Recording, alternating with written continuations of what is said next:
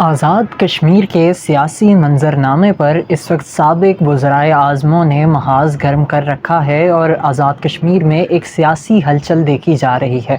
دیکھتی آنکھوں اور سنتے کانوں کو اسد علی بلوچ کا سلام۔ ناظرین، آج ہم بات کریں گے کہ کیسے دو سابق وزرائے اعظم کی جانب سے کچھ اہم پیش رفتیں ہوئیں اور انہی کی وجہ سے آزاد جموں کشمیر میں جو سیاسی محاذ ہے وہ مزید گرم ہو چکا ہے۔ سب سے پہلے ہم اسی رواں ہفتے میں ہونے والی ایک اہم ڈیولپمنٹ کی بات کرتے ہیں، جہاں پر آزاد جموں کشمیر کے سابق وزیر اعظم سردار تنویر الیاس خان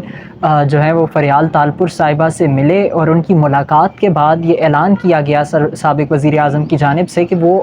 اپنے ساتھیوں سمیت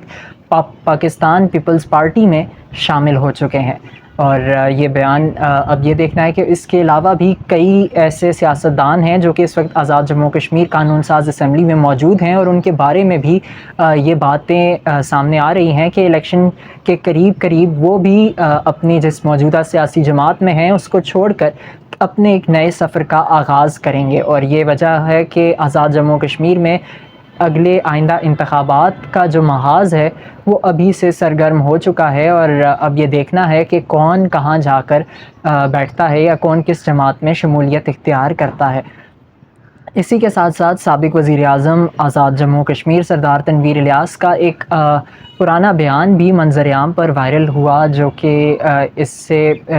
بیان کو یہاں پر اسی کانٹیکس میں جوڑا جاتا رہا کہ سابق وزیر اعظم سردار تنویر الیاس خان نے پہلے ایک مرتبہ کہا تھا جب وہ پاکستان تحریک انصاف میں شامل تھے، ان کی جانب سے یہ کہا گیا تھا کہ وہ عمران خان جو کہ بانی تحریک انصاف ہیں ان کے حکم کے غلام ہیں، اور اسی وجہ سے بہت سے حلقوں کی جانب سے یہ بھی کہا گیا کہ سابق وزیر اعظم آزاد جموں کشمیر سردار تنویر الیاس خان عمران خان کی غلامی سے فریال تالپور صاحبہ کی تابعداری تک کا سفر طے کر چکے ہیں۔